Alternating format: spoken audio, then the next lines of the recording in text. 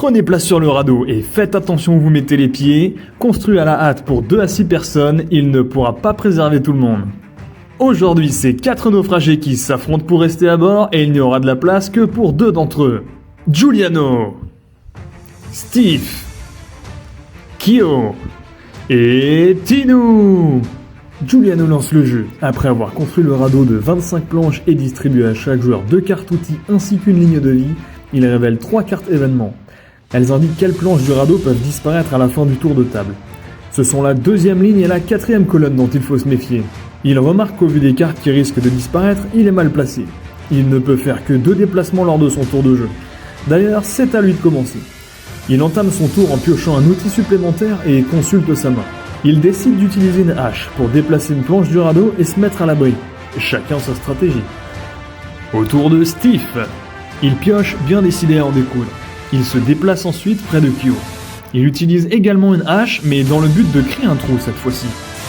Il enchaîne avec une bouée lasso pour attirer son adversaire d'une planche. Kyo devrait finir à l'eau, mais heureusement elle dispose d'un poignard pour annuler la dernière carte jouée par Steve, qui termine son tour amer. Au tour de Kyo, après avoir pioché une carte, elle décide de se déplacer de 2 planches puis d'utiliser une bouteille de rhum, ce qui lui permet de faire un déplacement en diagonale gratuitement, ainsi que de pousser tout personnage sur la planche d'arrivée.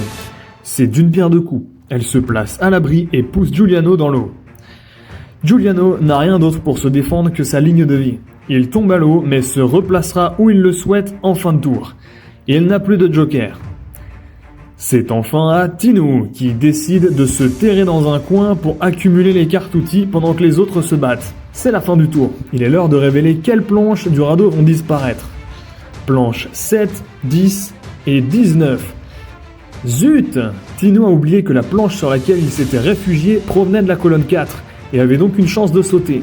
Il aurait dû mieux regarder son aide de jeu. Il va devoir utiliser une bouée lasso qui peut également être utilisée comme une ligne de vie. C'est la fin du premier tour. Le radeau commence déjà à ressembler à du gruyère et un joueur n'a déjà plus de ligne de vie. Alors qui l'emportera? Celui qui se fera oublier dans un coin, le plus agressif ou encore ceux qui essaieront de former une alliance? Il n'y a qu'une chose de sûre dans Radeau en morceaux, c'est qu'il n'y aura pas de place pour tout le monde.